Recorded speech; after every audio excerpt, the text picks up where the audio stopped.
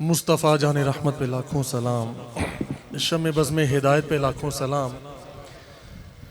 जिस तरफ उठ गई दम में दम आ गया, उस निगाह इनायत पे लाखों सलाम। वो ज़बान जिसको सब कुन की कुंजी कहें, उसकी नाफिज हुकूमत पे लाखों सलाम। खाई कुरान खाके गुज़र की कसम, उस कफ़े पा की हुर्मत पे लाखों सलाम। उनके असहाब व इतरत पे लाखों दुरूद, अहले बैत नबूवत पे लाखों सलाम। जिनके दुश्मन पे लानत है अल्लाह की, दोस्त पर जिनके रहमत है अल्लाह की, जिनके खादिम पे शफकत है अल्लाह की, उन सब अहले मोहब्बत पे लाखों सलाम। एक मेरा ही रहमत में दावा नहीं, शाह की सारी उम्मत पे लाखों सलाम। अल्लाह करीम का बेहद एहसान और फजल है, उसने हमें अपने हबीब आज़म की उम्मत में पैदा फरमाया और हमें महबूब वली की निस्बत अता फरमाई। आज की महफिल पाक जिनके नाम से खुसूसी मंसूब है, वो जैसे पीर साहब फरमा रहे थे कि हमारे मुर्शिद के मुर्शिद के मुर्शिद हैं अबू अल अरब शहनशाह अरब व अजम। और अपने ज़माने में सारे पीरों के पीर हुजूर सैयदना जमात अली शाह साहब अल मारूफ अमीर मिल्लत सरकार रहमतुल्लाह अलैह। तो बस एक दो बातें मैं इनके हवाले से अर्ज कर दूं, बाकी हम सुनते रहते हैं, पढ़ते रहते हैं, बयानात मौजूद भी हैं। जो तारुफी बयानात होते हैं वो आजकल जैसे इंटरनेट पे भी बहुत सारे मौजूद हैं। बाकी ठीक है, नज़रियात अपने अपने होते हैं और किसी बात में से कोई नुक्ता पेश करना, कोई बात अखज़ करना, ये सब के अलग होते हैं। लेकिन तारुफ के लिहाज से हम सब इस बात को जानते हैं कि आपकी शान, आपके मकाम जो हैं वो किसी से कोई छुपे हुए नहीं है, दुनिया पे आया है। और आपकी शान का आलम आप खुद एक बार आपने फरमाया, हुजूर अमीर मिल्लत सरकार ने, कोई लोग आपसे बहस करने के लिए आ रहे थे, पूरा वफद था जो बहस करने के लिए किसी मामले में क्योंकि औलिया अल्लाह के साथ अक्सर लोगों ने बहसें भी की हैं, क्योंकि उनकी बातें ऐसी होती हैं जो आम बंदे की समझ में नहीं आती और बल्कि उलमा की समझ में भी नहीं आती, क्योंकि उलमा काल को ज्यादा जानते हैं, हाल को इतना नहीं जानते। लेकिन बड़े अच्छे अच्छे उलमा भी होते हैं जो उस मैदान में आते हैं और जिनको विलायत का बिल्कुल फैज़ अता होता है। लेकिन जाहिर है बहुत से फ़कत जाहिर पे ही वो उनकी ब्रेक लग जाती है, फिर उनको रूहानियत की समझ नहीं आती। तो वफद बन के जब आया तो किसी ने अर्ज की हुजूर अमीर मिल्लत से कि सरकार आपने कोई वफद तैयार नहीं किया, लोगों को इकट्ठा नहीं किया कि आपके साथ भी चलो चंद एक उलमा हो या कोई आपके साथी हो जो जवाब वगैरह दे सकें। तो वो तो पूरा वफद आ रहा है, आप अकेले बैठे हैं। आपने फरमाया तुम्हें मेरा नाम नहीं मालूम? उन्होंने कहा हुजूर मालूम है। फरमाया मेरा नाम है जमात अली। तो फरमाया कि मैं इसमें बामुसम्मा हूं। इसमें बामुसम्मा का मतलब होता है कि जो नाम हो वो वही हो। फरमाया ये जो मेरा नाम है, मैं असल में भी अली की जमात हूं, अकेला ही, मैं अकेला ही मौला अली की जमात हूं, पूरी जमात हूं मैं, मुझे अकेला ना समझो। फिर जाहिर है ये वाकयात बड़े आपकी जिंदगी में से रूनुमा हुए, बड़ी बड़ी करामात और आपसे जाहिर हुई। तो आप सरकार का जो जज्बा इसार है, लोगों की खिदमत का जो पहलू है हुजूर अमीर मिल्लत का, तो एक जमाना ऐसा था कि जब अरब शरीफ में कहत पड़ गया था, जिसे सऊदी अरब कहते हैं ना, तो अरब शरीफ में कहत पड़ गया और खाने पीने का मसला बन गया। तो फिर कई ममालिक ने वहां पर खिदमत की लोगों की कि चलो यार लोगों की खिदमत की जाए, क्योंकि एक मुश्किल हालात में हैं लोग।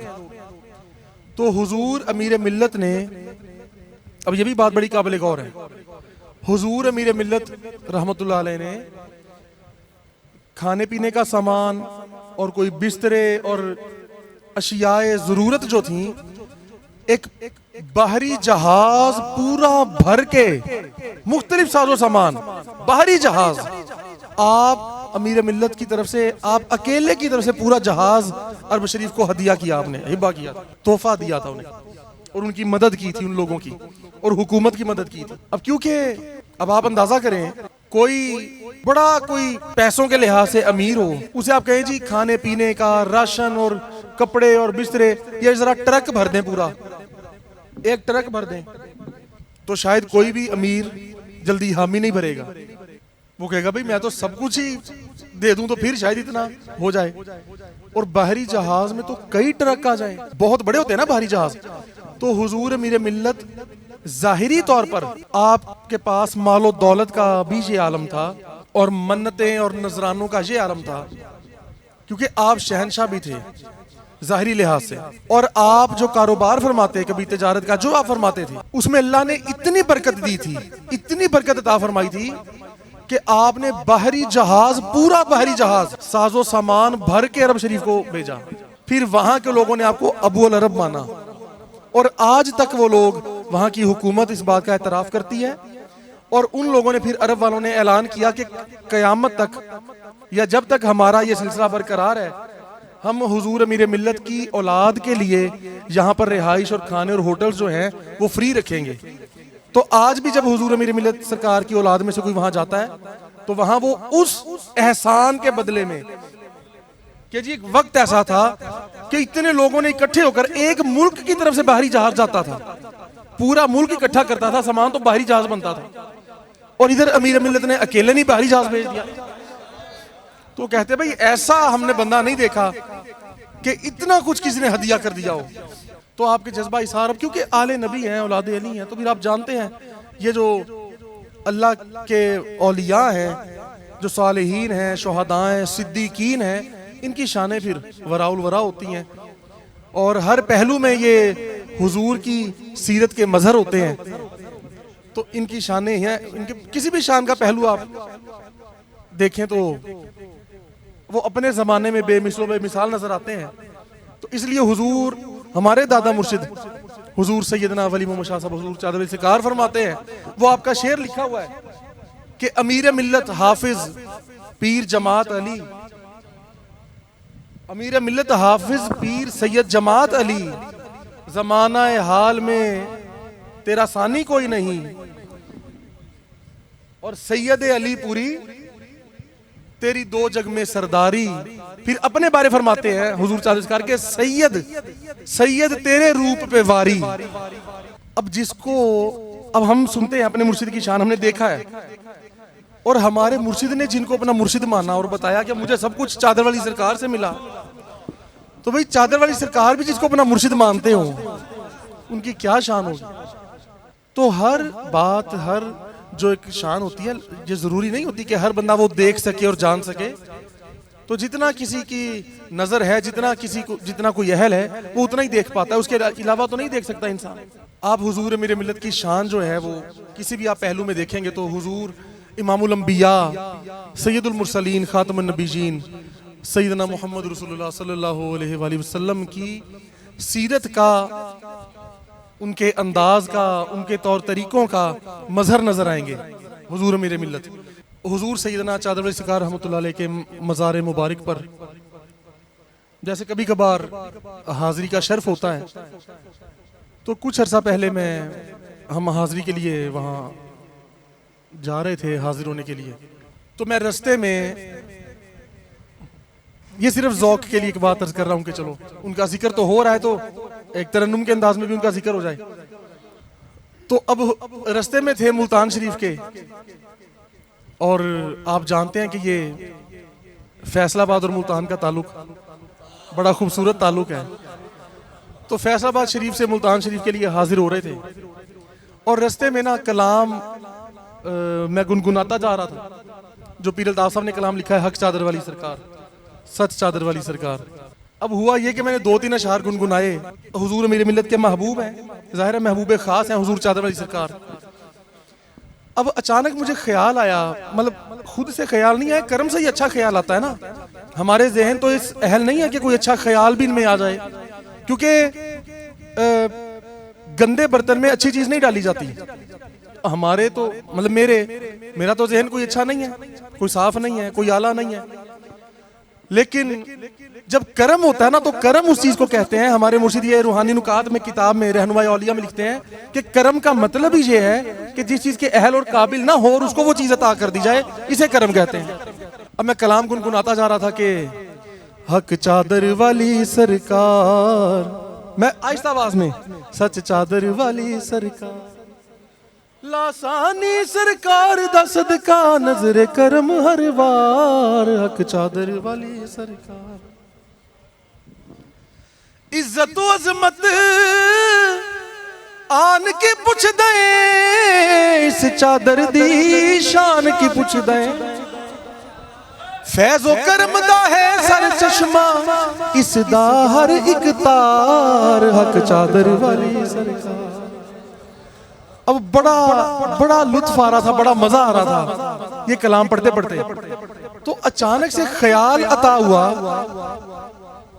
कि यार हम चादर वाली सरकार के मज़ार पे हाजिरी का शर्फ हासिल हो रहा है, तो अब चादर वाली सरकार के मुरीद महबूब जो हैं उनका जिक्र तो इसमें हो रहा है लासानी सरकार दा सदका, तो चादर वाली सरकार के मुर्शिद जो हैं महबूब उनका जिक्र भी होना चाहिए और अपने मुर्शिद का सदका वो बड़ा अता फरमाते हैं। अब ये पढ़ते पढ़ते ना हक चादर वाली सरकार सच चादर वाली सरकार, अब मेरी जुबान से निकलना ये गुनगुनाना मैंने शुरू कर दिया कि हक मीर मिल्लत सरकार सच मीर मिल्लत सरकार हक मैंने कहा चलो उनका जिक्र होगा तो चादर वाली सरकार खुश होंगे ना, वो अपने मुर्शिद का नाम जब आएगा।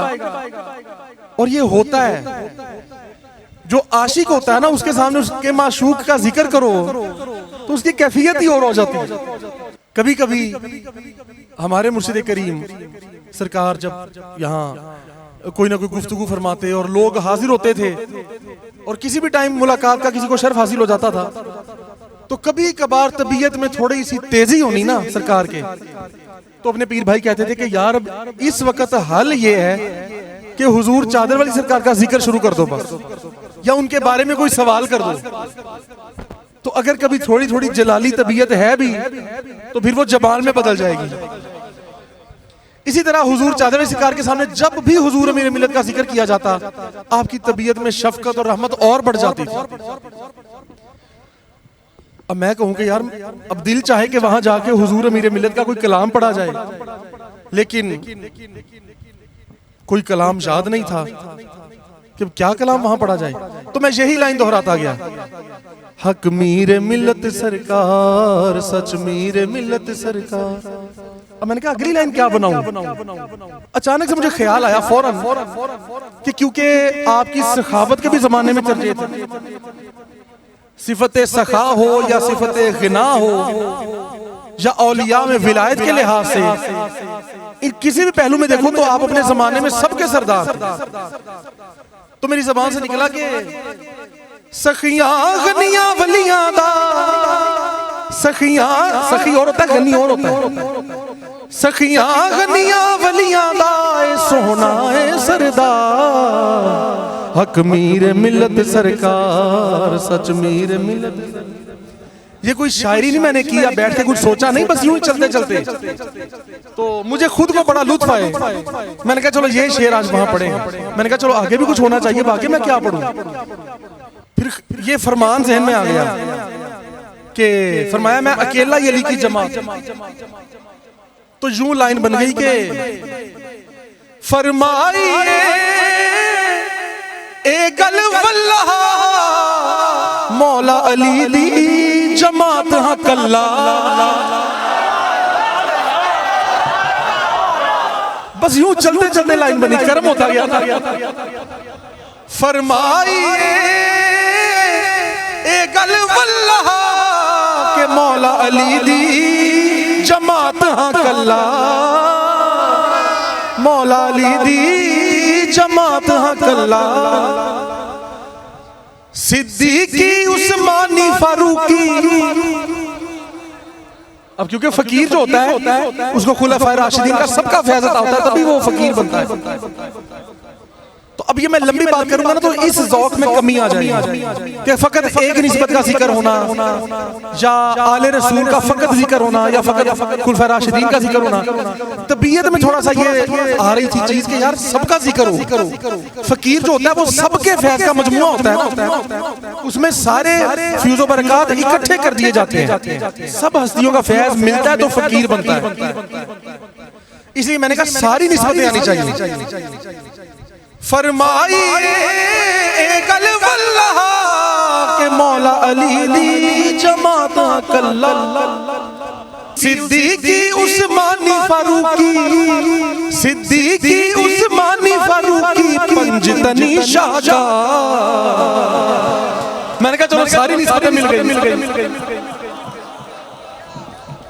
अब जो पहले तीन अल्फाज है ना सिद्दीकी उस्मानी फारूकी उसमें मौला अली की निस्बत मैंने नहीं रखी। क्यों? क्योंकि आगे लफ्ज पंजतन जो आ गया उसमें मौला अली का जिक्र खुद ब खुद आ गया। तो खुलफाए राशिदीन और पंजतन पाक सबका जिक्र एक ही लाइन में इकट्ठा हो गया।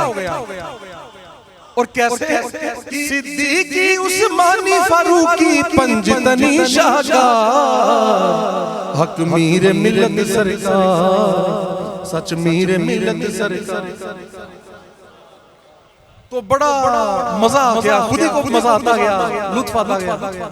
तो मैंने कहा यार कहीं एक आधा शेर और हो जाएगा, करम हो जाए। फिर जहन में लाइन आई, एक सतर आई के अरबिया अजमिया मनिया पीरे शहनशाहविए ते पीर फकीरे। हाँ जी हाँ जी हाँ जी पीर भी हैं, फकीर भी हैं और शहनशाह भी हैं। वो सरकार फरमाते हैं ना कि एक फकीर होता है फकीर यानी एक रूहानियत फकर वाला फकीर और जाहिरी लिहाज से भी हालत फकर में गुर्बत में जाहिरी खुद ही कोई इख्तियारी होता है। चाहे तो वो मालो दौलत को इकट्ठा कर ले और लुटा दे, चाहे तो इसको इख्तियारी ना करें, ये फकीर के इख्तियार में होता है। और बाजों का मामला अल्लाह की तरफ से होता है, अल्लाह जैसे चाहे। लाजमी भी नहीं होता ये कि हर फकीर जो है वो फकीर ही हो या हर फकीर जो है वो बादशाह हो। तो सरकार फरमाते हैं ना फकीर भी होता है और फकीर बादशाह भी होता है। तो आप जो है वो फकीर बादशाह हैं, फकीर भी हैं फकर के लिहाज से और जाहिरी लिहाज से बादशाह और शहनशाहियत। तो इसलिए फिर ये लाइन ये आई कि अरबिया जमिया मनिया पीरे शहनशाहविए ते पीर फकीरे शहनशाहविए ते पीर फकीरे। ये लाइन भी बड़ी प्यारी है। चादर वाली सरकार भी जिसनू चादर वाली सरकार भी जिसनू मनिया सरकार हक मीर मिलत सरकार। वाह वाह सुभान अल्लाह। अब ये गुफ्तगू के साथ दोहराया वैसे ही दोहरा देते हैं एक बार और हम सभी मिलके पढ़ेंगे, सबका हिस्सा भी इसमें शामिल हो जाएगा। हक मीर मिलत सरकार सच मीर मिलत सरकार हक मीर मिलत सरकार सच मीर सखियां गनियां वलियां दा सोना है सरदार हक मीर फरमाए के मौला अली दी जमात कल्ला सिद्दीकी उस्मानी फारूकी सिद्दीकी उस्मानी फारूकी पंजतनी शाहजाद हक मीर अरबिया जमिया मनिया पीरे शहनशाहविए ते पीर फकीरे अरबिया जमिया मनिया पीरे शहनशाहविए ते पीर फकीरे। चादर वाली सरकार भी जिसनू चादर वाली भी जिसनू मनिया सरकार हक मीर मिलत सरकार सच मीर मिलत सरकार हक मीर मिलत सरकार सच मीर मिलत सरकार। तो फिर ये मेरे तो जहन में यही बात आई कि हुजूर चादर वाली सरकार का जिक्र हो रहा था, तो उन्हीं का कलाम में गुनगुनाता जा रहा था। तो फिर उन्हीं का करम हुआ और सारे मुर्शिद की निस्बत तो है ही। चादर वाली सरकार हमें मिले अपने हमारे मुर्शिद की निस्बत की वजह से जी। और ये भी जो करम हुआ ये लिखा गया यानी तो वो उन्हीं के जिक्र के दुफैल ये करम हुआ कि उन्होंने अपने मुर्शिद का जिक्र उस बंदे से करवाया जिसको किसी का जिक्र ही ना करना आता हो। तो उनका करम और उनका एहसान है। अल्लाह पाक हमें इन निस्बतों पे कायम व दायम रखे।